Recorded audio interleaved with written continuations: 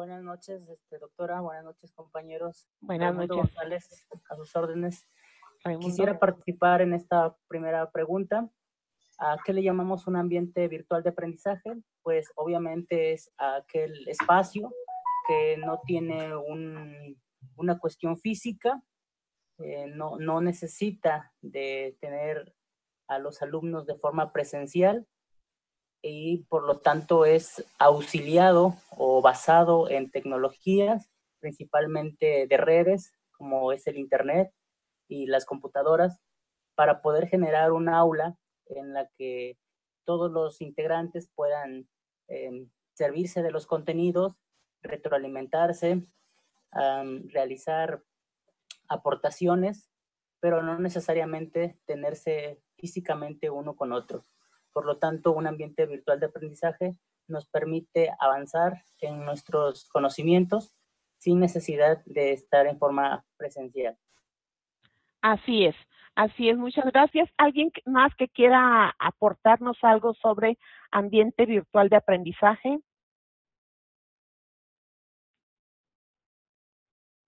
¿Ya nadie? ¿Cómo? ¿No estudiaron? Buenas noches, doctora. Gilberto, sí, dinos, te escuchamos. Mire, yo entiendo que el ambiente virtual precisamente es un espacio en donde podemos interactuar fuera de tiempo real con otras personas de otros lugares. Aquí prácticamente se rompe la barrera del tiempo y la barrera del espacio. No necesariamente tenemos que coincidir todos al mismo tiempo y no necesariamente tenemos que estar todos en el mismo lugar. Esa es una de las grandes ventajas de las tecnologías de la información y de la comunicación, que podemos interactuar en forma más abierta con personas de otras partes del planeta e incluso con otras culturas. Entonces, el ambiente virtual puede ser un espacio, digamos, vinculado a través de los medios de comunicación. Así es, muchas gracias. Alex nos dice, es espacio de aprendizaje sincrónico y asincrónico en donde se adquieren conocimientos mediante la interacción de manera virtual.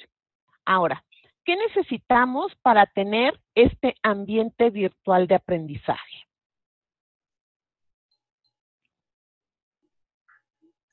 ¿Qué es lo que ustedes necesitan para estar en un ambiente virtual? Pues el uso de una plataforma, tener un programa o una planeación de qué es lo que se va a trabajar en ella. Bien, Mónica, ¿qué más necesitamos?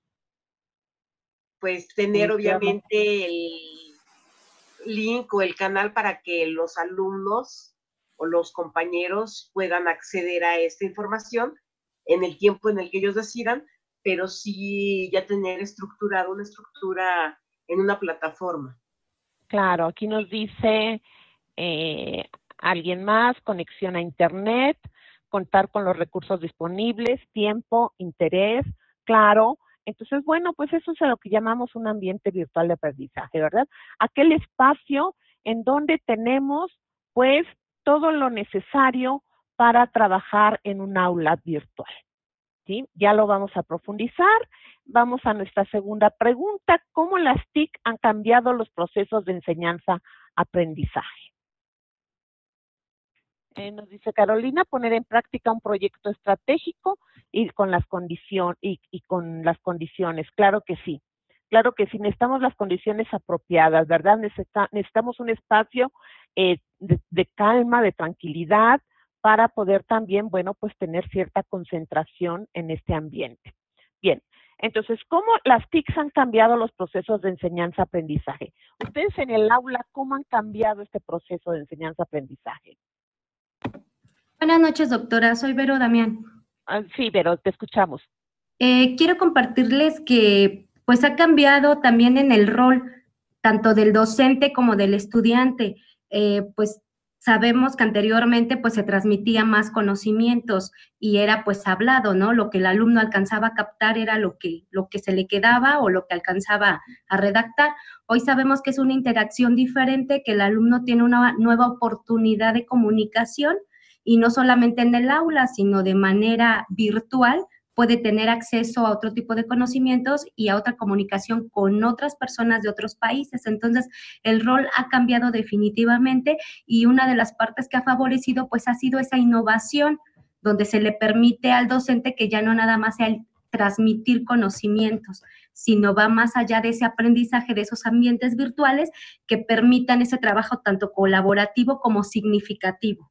Siempre y cuando se cuiden las formas, porque sabemos que se cae en el extremo de que tanto los alumnos como los maestros no sepamos cómo dar ese tipo de clases o cómo comunicarnos con nuestros alumnos por medio de esas plataformas y puede causarnos alguna dificultad ya en el aprendizaje por los vicios y por lo que hemos visto ya de las otras sesiones, pero vienen más siendo cuestiones favorables siempre y cuando el docente se comprometa a realizar esos ambientes de aprendizaje que sean basados en la enseñanza, ¿verdad?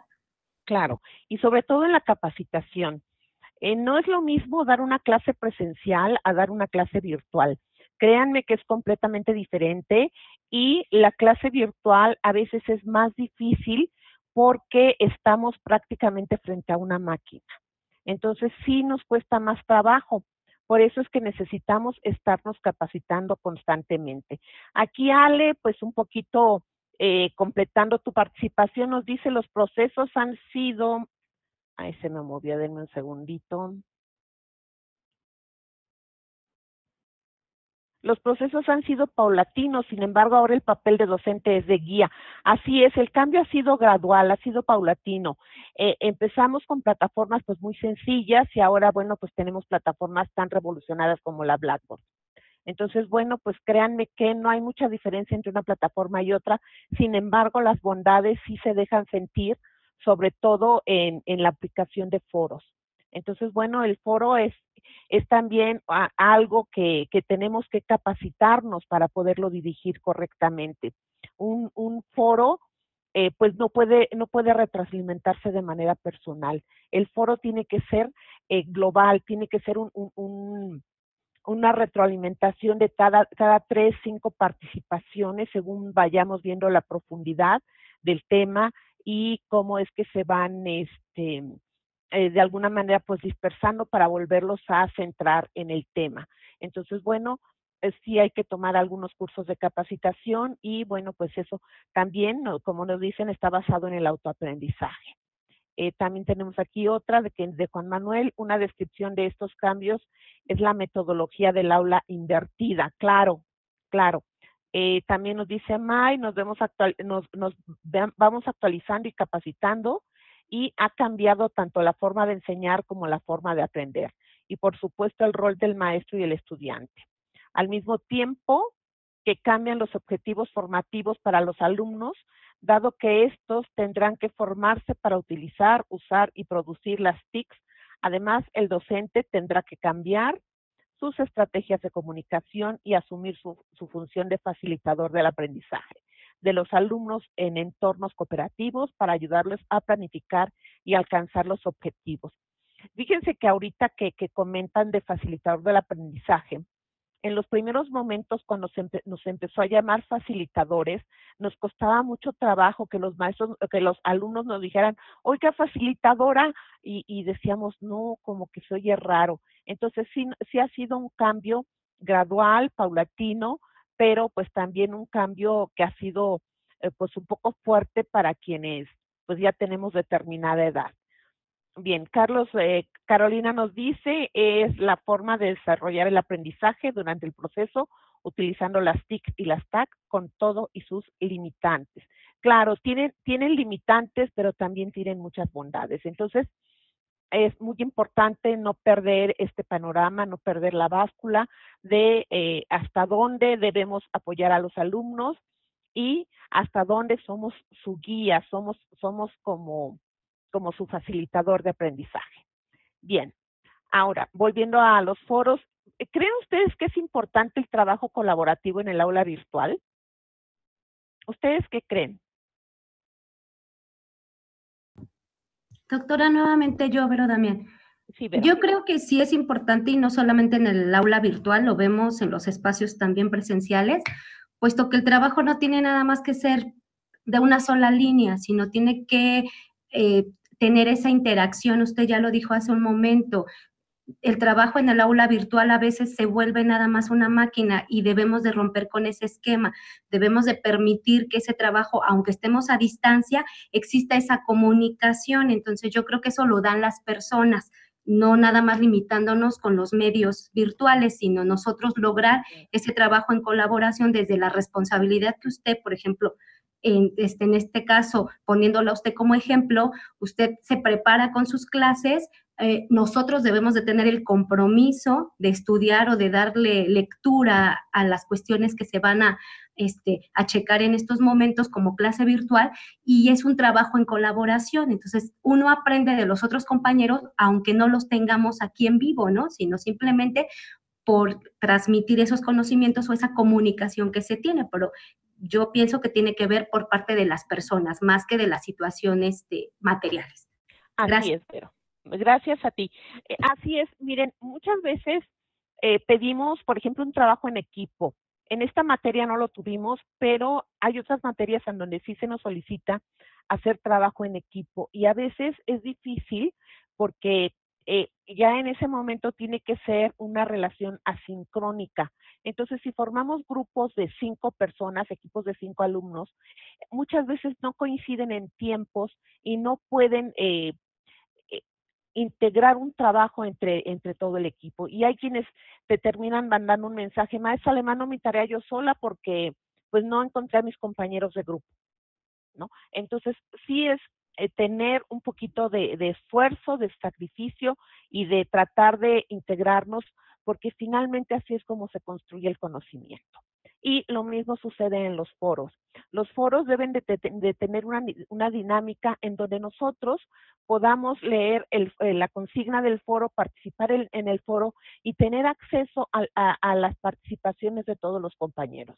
Entonces, de esta manera uno va leyendo las participaciones de todos los compañeros y retroalimenta la participación que más le llama a uno la atención. Y no es nada más de, pues es que, a ver, ya Alicia ya abrió su foro, pues le voy a retroalimentar. Y entonces, pues acabo rápido y en la misma participación, pues meto mis tres consignas. Y no es así, tienen que ser graduales, tienen que ser paulatinas. Entonces, bueno,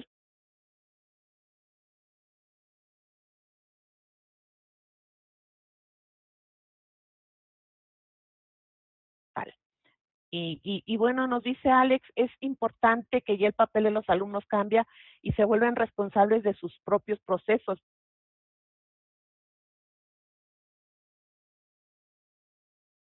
Esfuerzo, pero al final vale la pena y bueno, pues estarlos motivando.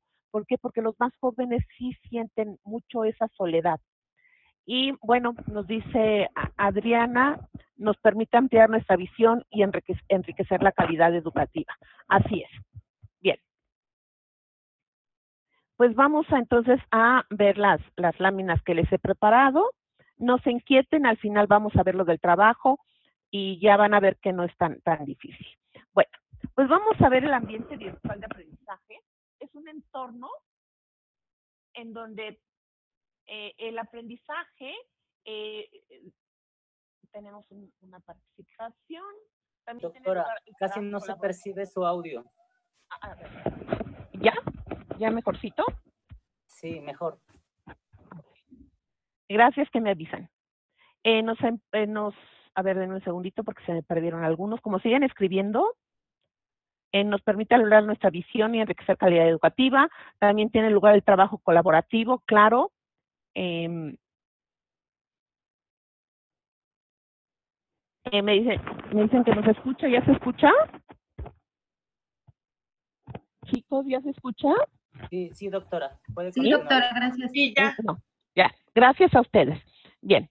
Entonces, bueno, pues en este entorno de aprendizaje en el que tenemos que estar pues al 100 con la tecnología, en donde pues la tecnología ha avanzado a pasos agigantados y bueno, pues de alguna manera nos rebasa en momentos, pues tenemos que estar en una constante actualización para poder llevar a nuestras aulas, para poder llevar a nuestros chicos pues la mejor estrategia de aprendizaje. ¿verdad? Ya ustedes seguramente habrán llevado una materia de metodologías de la enseñanza, si no, pues ya la llevarán de metodologías. Y bueno, pues se darán cuenta que esto ha evolucionado desde estudio de casos, estudio de proyectos, estudio de problemas. Entonces, bueno, así es como se está trabajando ahora en el aula virtual, incluso en el aula presencial, y es una manera constructiva de que el alumno se involucre al 100 en su aprendizaje, pero que no se involucre solo, sino que se involucre con sus compañeros. Y esto es algo muy difícil de lograr, el que se involucre con los compañeros y que además tenga esa responsabilidad, no solo de yo ya aprendí, yo ya hice mi tarea y yo ya pasé, yo ya tengo 10, sino que nuestro compromiso es que todos los integrantes de nuestro equipo pues tengan el mismo aprendizaje y que todos aportemos nuestro conocimiento para así todos llevarnos a casa, llevarnos hacia nuestro aprendizaje significativo, pues algo más, algo que nos pudieron aportar los compañeros. Entonces, bueno, pues tenemos que estos ambientes de entorno virtual de aprendizaje, pues van a ser instrumentos de mediación que nos van a permitir interrelacionarnos con otras personas, que nos van a permitir mediar la relación con otras personas y tener conocimiento de otros lugares, de otros espacios, de otras materias, ¿verdad? Entonces, bueno, pues tenemos esta responsabilidad como docentes, tenemos la responsabilidad de capacitarnos día a día. ¿Por qué? Porque esto sigue creciendo, sigue rebasándonos y nosotros pues tenemos que correr, ¿verdad? Tenemos que alcanzarlo para así pues estar a la vanguardia y estar a la altura del conocimiento tecnológico de nuestros muchachos. Bien, ¿vamos bien, chicos? Sí. Sí, bueno, gracias, Alex. Y bueno, tenemos aquí algunos... Gracias, chicos. Tenemos algunos estudios sobre los entornos virtuales de aprendizaje y, bueno, pues Suárez define estos entornos como un sistema de acción que basa su particularidad en una intención educativa y en una forma específica para lograrlo a través de recursos infovirtuales, ¿verdad? Un entorno virtual de aprendizaje va a facilitar, entre otras cosas, las posibilidades de acceso a la información y a la comunicación, ya sea material, digital e hipertextual. La libertad de los estudiantes para orientar su acción en tanto amplía su concepción de el qué, dónde y con quiénes se puede y es necesario aprender. La ampliación de estrategias de aprendizaje, la relación con las tecnologías y las posibilidades de aprender con tecnología y aprender de la tecnología. Entonces, bueno, tenemos que estar a la vanguardia, tenemos que estarnos, les repito nuevamente, capacitándonos constantemente. La capacitación no termina en el doctorado, nuestra capacitación es día a día, tomando cursos, siendo autodidactas, pero siempre pues tratando de implementar más. Ya van a ver que dentro de la tecnología educativa, bueno, pues tenemos una cantidad de recursos que ustedes van a poder aprovechar y que seguramente ya muchos lo aprovechan en beneficio de sus alumnos. Y bueno, pues ¿cómo vamos a integrar a las TICs con la educación? ¿Verdad? Bueno, pues el impacto de las TICs ha sido de verdad pues muy inquietante dentro de la sociedad. Trae grandes cambios, trae grandes contenidos. El efecto, bueno, pues se deja sentir en las masas. ¿Por qué? Porque todos ahora, pues de alguna manera tenemos acceso a las redes de información. Y, bueno, pues la educación no puede ser una excepción.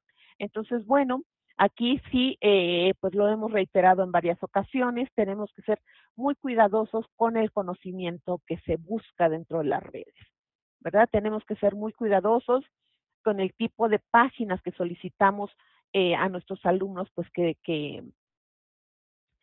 pueden proveer, que pueden consultar. Y bueno, pues Parra nos dice que uno de los lugares donde la tecnología ha influido mayoritariamente pues es en la escuela, ¿verdad? Y esto a su vez en el oficio del maestro, llegan a formar parte de la cotidianeidad escolar. Ahora los chicos, bueno, pues desde kinder ya están tomando clases de computación en las escuelas. Y entonces, bueno, pues si los chicos en kinder están tomando clases de computación, pues los maestros tenemos que estar ya adecuándonos a este cambio tecnológico. Que a muchos nos cuesta trabajo, que a muchos no se nos da, bueno, pues sí es difícil para algunos, pero bueno, pues tenemos que estar, pues de alguna manera, integrándonos a este nuevo modelo educativo. Y bueno, pues Cabrero nos dice, las nuevas tecnologías han surgido fuera de un contexto educativo, ¿verdad? Ya lo platicábamos en la primera sesión cuando decíamos que, bueno, pues la tecnología de la educación, la tecnología como tal, como capacitación, surgió en Estados Unidos durante la Segunda Guerra Mundial. Y más adelante, bueno, pues estaba evolucionando y se comercializa. Ya una vez comercializada, pues comienza a integrarse dentro de las universidades y después dentro de las escuelas secundaria y primaria. Entonces, bueno, pues esto ha sido un avance constante dentro de lo que ha sido la tecnología desde aquellos años 40 en la Segunda Guerra Mundial. Y bueno, pues la educación es parte de la tecnología y cada vez más se exige la alfabetización electrónica. Ya no nos basta con la alfabetización del lenguaje como lo teníamos inicialmente, ahora tiene que haber una alfabetización electrónica que, bueno, pues va a ser considerada una competencia indispensable para el estudiante. Ahorita el profesionista que no sabe computación, pues difícilmente puede colocarse en un ambiente profesional, en un ambiente de aprendizaje, ¿verdad? Y bueno, pues nuestra colaboración en un entorno virtual. Pues ya como lo habíamos platicado al inicio de la sesión, es muy importante esta colaboración en el entorno virtual. ¿Por qué? Porque nos permite conectarnos, interconectarnos unos a otros, nos permite intercambiar conocimiento y nos permite de alguna manera construir nuestro conocimiento en base al conocimiento y a la experiencia de otros estudiantes, de otros compañeros. Entonces, bueno, pues ustedes se van a dar cuenta que cada sesión, cada clase, pues todos aprendemos algo, desde el profesor hasta los alumnos, hasta quienes estén monitoreando. Bueno, pues todos vamos a aprender algo en estos entornos virtuales. Y bueno, pues uno de los sentimientos que más pueden producirse en un ambiente de esta naturaleza, de un ambiente online, pues es el sentimiento de aislamiento, ¿verdad? No es como cuando vamos a una clase presencial, ya qué bonito es ir a la escuela, ¿no? Llegar y tratar a los alumnos y en la hora del receso, pues con los compañeros, con los profesores, intercambiar opiniones. Pues qué bonito es ese ambiente. Sí, el ambiente del estudiante. Créanme que cuando hacemos un doctorado, por ejemplo, en ambiente presencial, se vuelve una vez uno nuevamente un jovencito, se siente una vez uno nuevamente un chamaco y comienza a hacer las travesuras que hacía cuando era jovencito. Entonces, en el ambiente virtual, pues no tiene por qué ser diferente. En el ambiente virtual podemos tener este contacto, podemos tener este calor humano que muchas veces nos hace falta y nos llevan a este sentimiento de aislamiento, este sentimiento de soledad y que muchas veces nos hace desertar de la educación online. ¿Sí? ¿Ustedes han sentido en algún momento este sentimiento de, ay, estoy solito o nadie me hace caso? No, Patricia nos dice que no. Qué bueno, Patricia, pues de verdad hay alguien más que nos dice que no han sentido esto, pues qué bueno. Quiere decir que, bueno, pues la universidad también ha hecho una buena labor a la hora de integrar las materias, las actividades y que ustedes también hacen una buena labor. Raimundo, ¿quieres decirnos algo? No, creo que se metió sola. Bueno, entonces, nos dice Alex, ¿sabes? Sobre todo cuando son clases de las 7 de la mañana o de las 9 de la noche. Claro. Entonces, pues sí es muy importante que tengamos pues este apapacho de los compañeros. Fíjense ustedes, les comparto que en otra de las escuelas los chicos tienen un chat en donde pues a veces me incluyen como su profesora durante el tiempo que les doy la materia, que imparto la materia, y pues es muy interesante ver cómo comentan sus avances. Oye, ¿y tú cómo vas en física? Pues me falta la evidencia 3. ¿Y tú cómo vas en matemáticas? Pues yo ya pasé con 10. ¿Y tú cómo vas en desarrollo humano? No, pues ahí sí voy atrasadísimo. Entonces, cómo ellos mismos pues echan la mano, se animan, se apoyan, se ayudan, y esto, bueno, pues los hace sentirse parte de una formación, parte de una escuela, de un grupo. Sí vamos a hablar del trabajo final, pero lo vamos a hacer al final. Bien, vamos a continuar. Y bueno, tenemos que las plataformas virtuales pues nos ofrecen diferentes herramientas de comunicación a través de las cuales se establece la colaboración, ¿verdad? Entonces podemos tener un foro, un chat, mensajería, ¿sí? Hay algunas veces que tenemos un correo. Entonces, bueno, pues tenemos los foros, tenemos estas clases síncronas.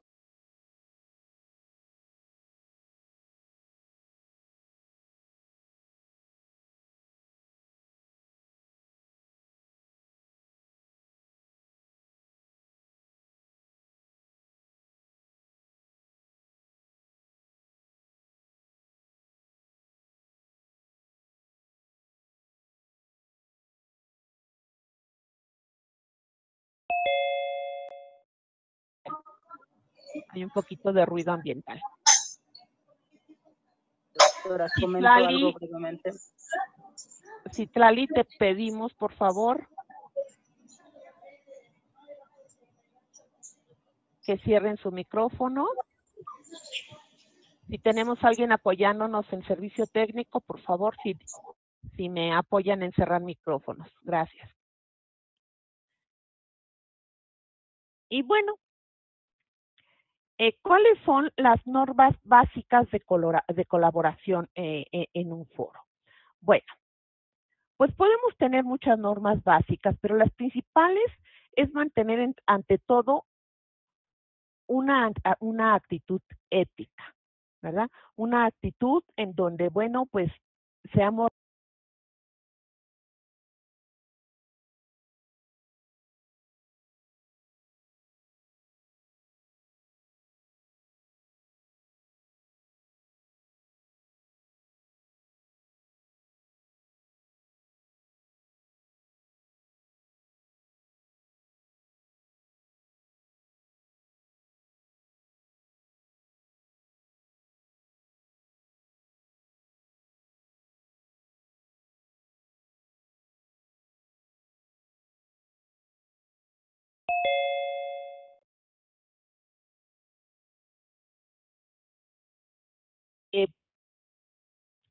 colocan en el foro la presentación como si fuera un trabajo, y el foro no es un trabajo. El foro es un trabajo, es un espacio de comunicación fluida, es un espacio de comunicación de aportación, y es un lugar en donde podemos intercambiar ideas. Esa es la idea del foro. La idea del foro no es que te lanzo 3 preguntas y entonces tú desarrollas todo un tratado. No, la idea del foro es que te doy 3 preguntas o 2 preguntas, y con esto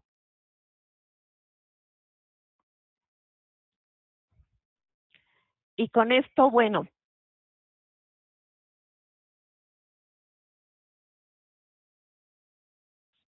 intentar siempre comprender los mensajes de los demás.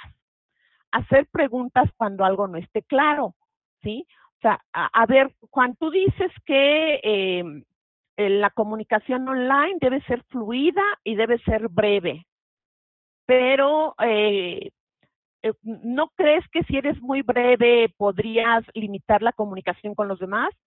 ¿No? Entonces, sí, si nos quedamos con una duda, hacer alguna pregunta. Y bueno, todos los miembros deben compartir información. No es nada más de que ya el retroalimenta Juan, no, debo leer todos los foros para así poder compartir información en el momento de mi conclusión. ¿De acuerdo?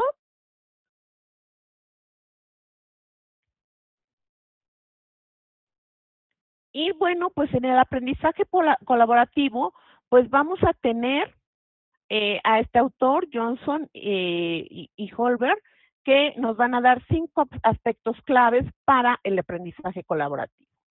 Tenemos la interdependencia positiva, en donde establecemos metas claras, premiamos los logros puntuales, compartimos recursos, asignar tareas y funciones individuales, asumir roles asignados, respetar las identidades, utilizar la imaginación, actuar frente a problemas y amenazas exteriores.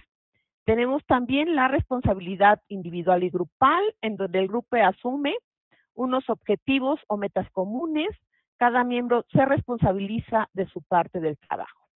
Tenemos habilidades personales, en donde debemos tener empatía, ser asertivos, no se valen las descalificaciones dentro de un foro, no se vale la presión consensada del foro, es simplemente vamos a ser asertivos y vamos a hablar por nosotros mismos.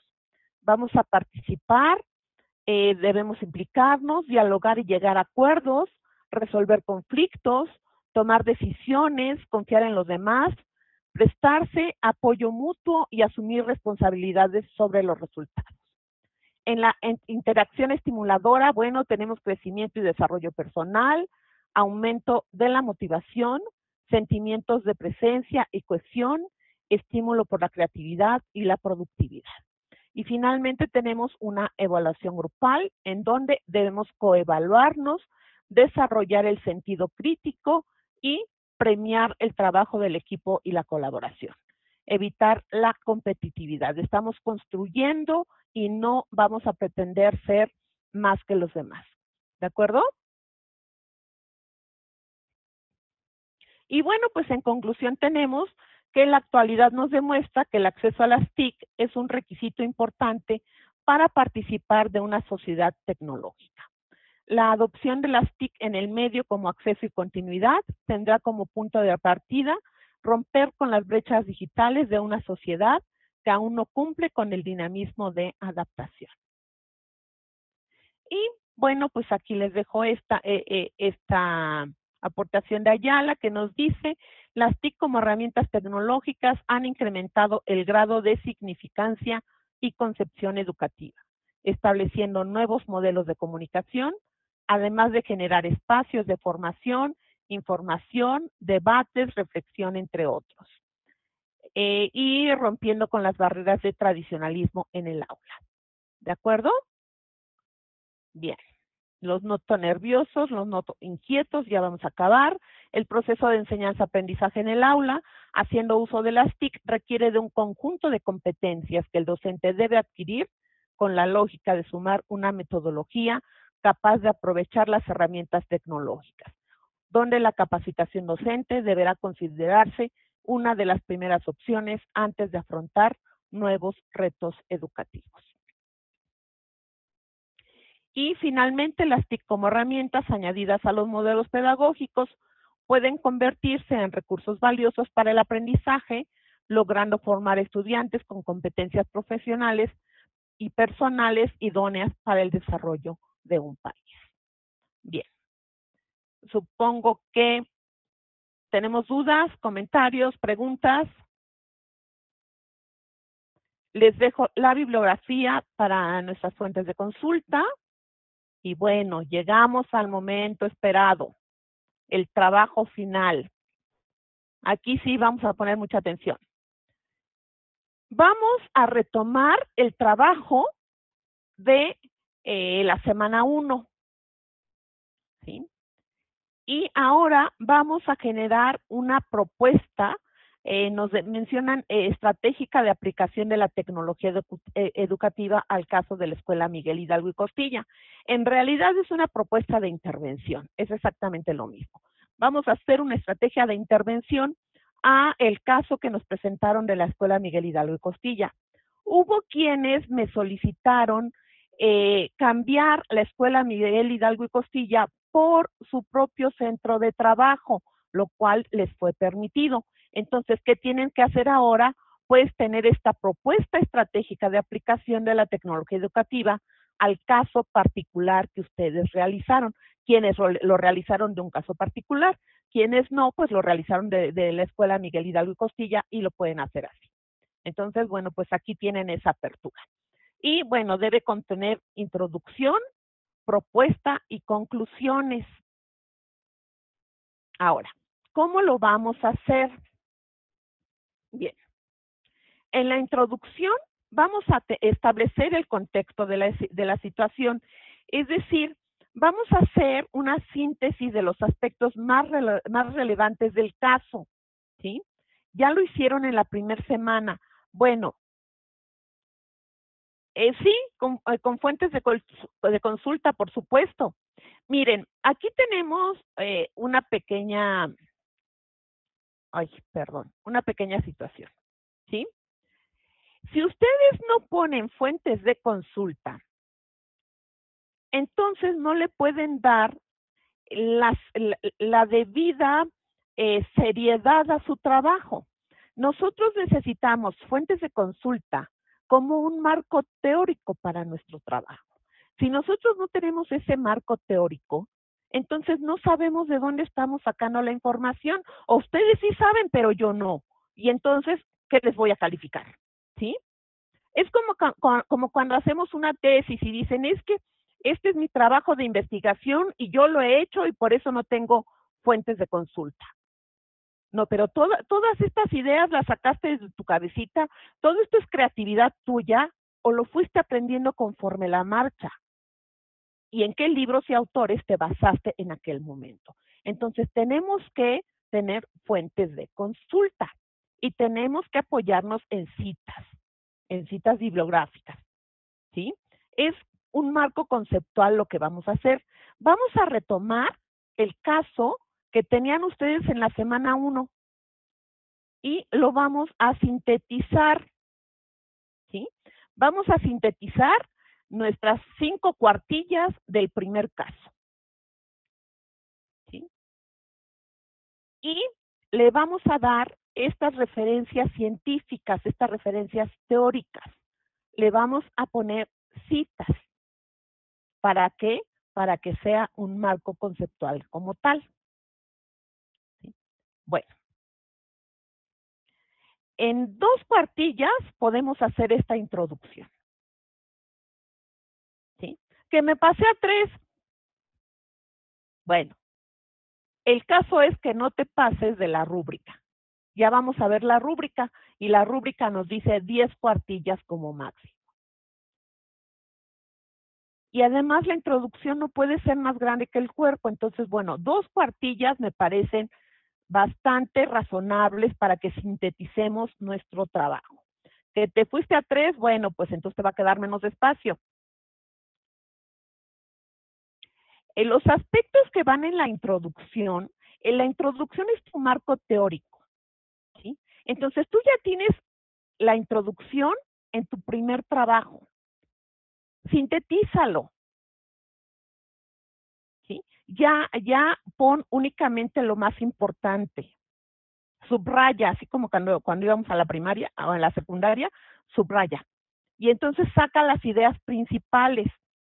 Y en estas ideas principales, bueno, pues vamos a meter, las vamos a meter a la introducción, que eso es precisamente la introducción, introducir a quien lo va a leer, al lector, sobre de qué va a tratar nuestro trabajo, ¿sí? Entonces va a ser un pequeño marco conceptual.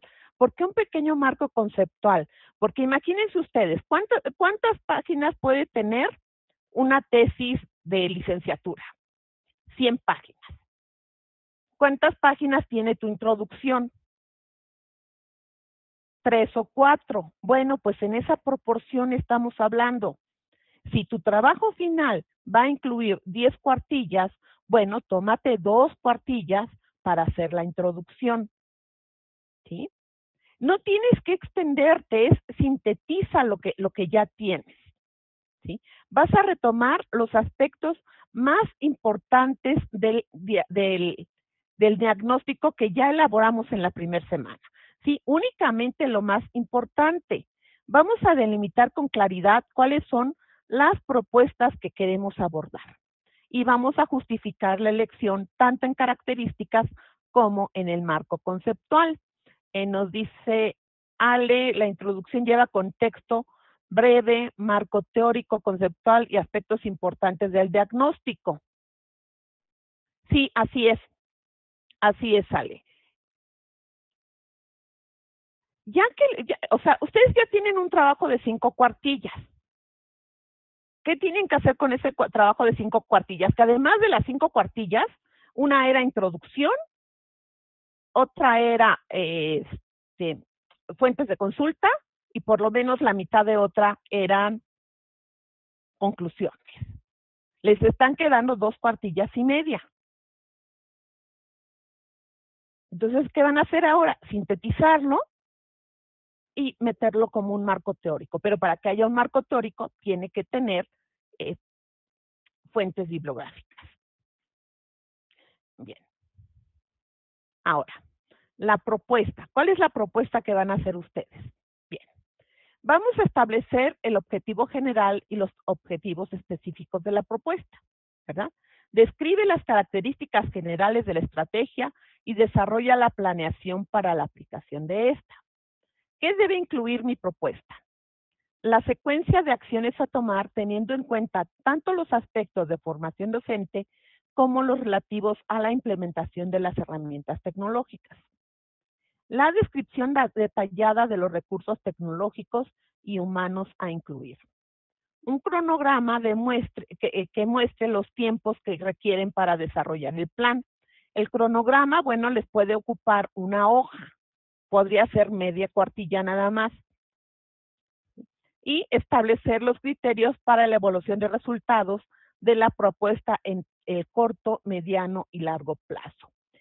Quienes están realizando este ejercicio en base a su experiencia profesional, en base a sus fuentes de trabajo, pues ya muchos tienen ya toda esta información. Únicamente falta condensarla y, bueno, pues hacer nuestro informe.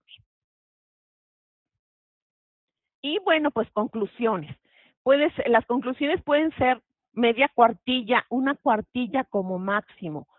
¿Qué es lo que has aprendido? ¿Qué es lo que significativamente se ha quedado en ti con este trabajo y con todo lo que has adquirido en la materia, tanto de manera personal como de manera profesional? Entonces, realmente no es un trabajo extenso, es algo que ya tienen por lo menos a la mitad realizado, ya les falta muy poquito y se trata de englobar todo este trabajo que teníamos. Ahora, ¿cuál es la rúbrica? Nuevamente, cuidar la redacción y ortografía. Nos vale un 10% de la calificación. ¿Por qué? Porque en doctorado ya no nos podemos dar el lujo de que se nos fue el dedo. Estamos trabajando en archivos Word. Las computadoras ya tienen corrección de redacción y ortografía. Entonces, utilicen la herramienta. Las ideas tienen que ser claras y sintéticas para que sean fáciles de comprender. El contenido debe ser acorde a lo que se solicita, no desviarse del tema. Justificar, bueno, sus propuestas de intervención, ya saben, las referencias en formato APA y máximo 10 cuartillas considerando portada, cuerpo de trabajo, conclusiones y fuentes de consulta. ¿De acuerdo?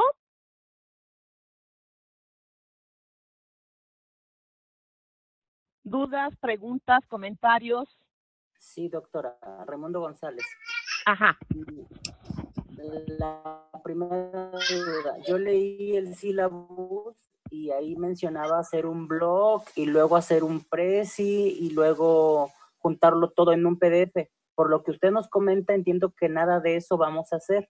No sé si estoy en lo correcto. Estás nos vamos a enfocar en un solo documento, en un documento de Word o PDF. ¿En qué lo preferiría usted? Yo lo prefiero en Word, pero hay máquinas que no tienen Word, entonces se los acepto en PDF, no hay ningún problema. Mientras yo lo pueda abrir, no tengo problema. Lo que pasa es que hay veces me lo mandan en vista protegida y ahí sí tenemos problemas y entonces se los tengo que regresar y pedirles que me lo vuelvan a mandar. Pero lo pueden hacer en Word o PDF. ¿Lo quieren hacer en el blog y en el Prezi? Bueno, pues no tengo problema si lo quieren subir al blog, pero es más trabajo para ustedes si tenemos una semana, chicos. Yo lo hago Sí, de doctora. verdad por facilitarles la vida. Sí. Cuando yo leí el blog y el Prezi y el PDF, dije, no sé, como echarle mucha crema a los tacos, ¿no? Vamos a ponerlo así. Me voy con su propuesta, comparto definitivamente, mejor un documento en Word, 10 cuartillas, y ahí sobre eso se va la evaluación. Muchas gracias, doctora. Así es, gracias a ustedes, chicos.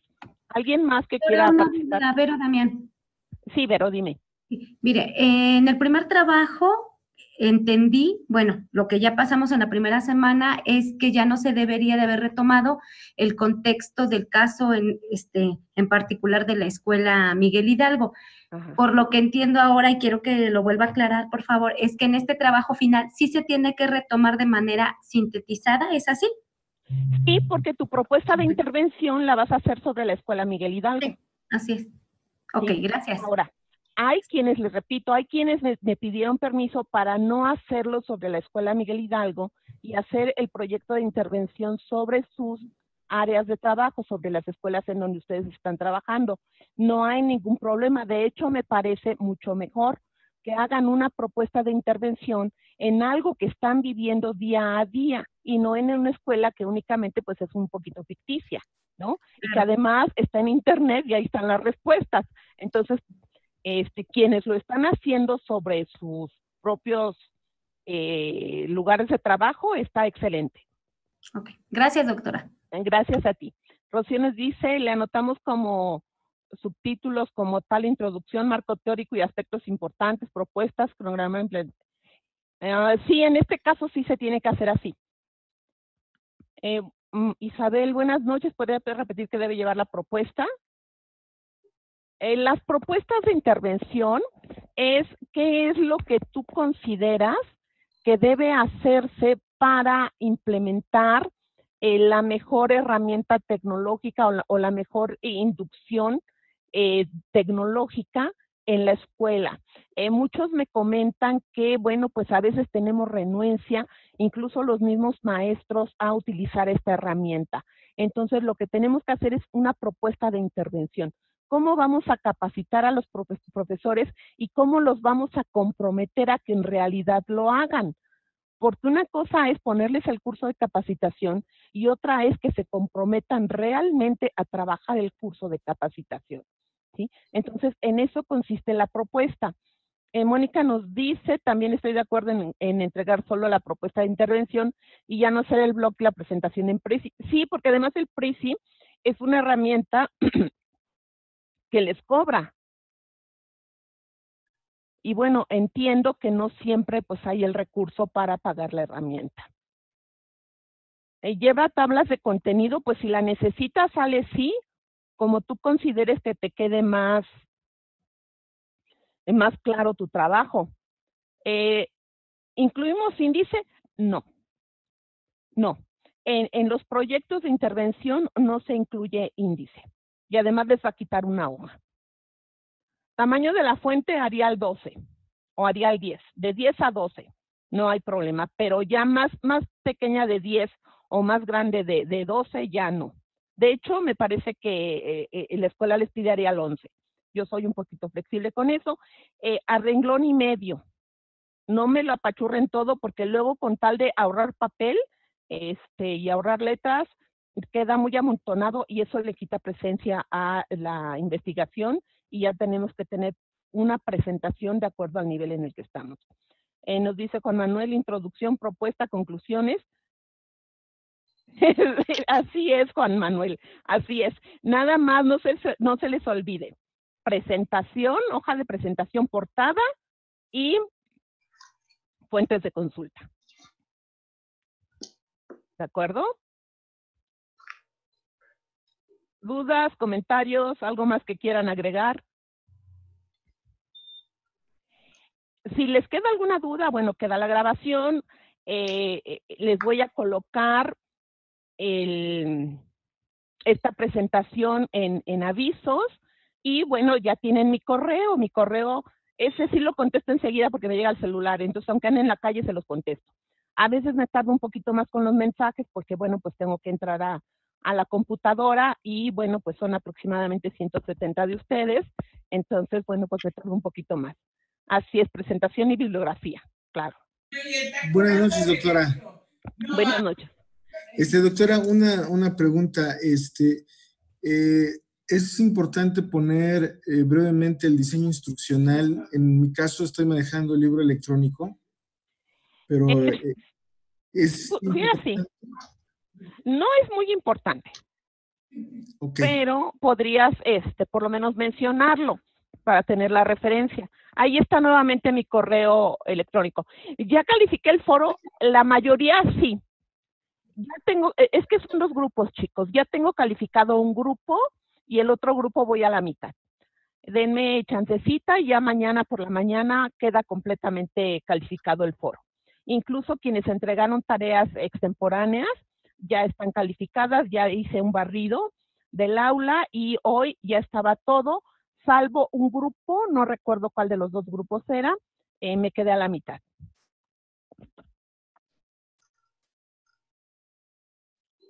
¿Algo más, chicos? ¿Alguna otra duda, comentario? ¿No? ¿Todo claro? Gracias, muy amable. Parece que todo claro. Todo claro, doctora. Muchísimas gracias. Muy bien Gracias a explicado. ustedes. Norma, nos dicen, el apartado de propuesta contendrá objetivo general y específico, secuencia de acciones a tomar, cronograma, ¿hay algo más? No, así está bien, Norma. Pues chicos, si ya no tenemos preguntas, comentarios, de manera pues sincrónica, quiero darles las gracias por permitirme ser parte de su éxito, por permitirme poner un granito de arena en su formación y de verdad les deseo todo el éxito del mundo. Gracias por la confianza en una servidora y por la confianza que ustedes depositan en la universidad. Les deseo de verdad el mayor de los éxitos profesionales. Tienen mi correo, estoy para servirles en cualquier momento. Muchísimas gracias a todos. Doctora, por el contrario, también nosotros le agradecemos ese apoyo que ha dado a nuestros aprendizajes, esa calidez del trato que tiene hacia nuestras dudas, hacia nuestras intervenciones, y pues también le agradecemos mucho el haber compartido estos espacios con nosotros. Pues muchísimas gracias por tus palabras. Gracias a todos, a cada uno de ustedes. De verdad, que Dios los bendiga. Y bueno, pues espero sus proyectos de intervención. Y bueno, pues ya están a la mitad del proyecto, chicos. Están retomando el proyecto de la semana 1. Y bueno, pues aquí la idea era que manejaran esta inducción a la tecnología educativa. Yo creo que con el proyecto de intervención. Entonces, bueno, pues estamos saliendo muy bien. Muchas gracias a todos. Y gracias a usted, doctora, por sus enseñanzas, sus comentarios, sus reflexiones. Buenas noches. Gracias, que tengan una excelente noche. Igualmente, gracias. Hasta luego. Gracias, doctora, hasta luego. Hasta luego, gracias. Muy amable. Gracias, doctora, hasta luego. Gracias.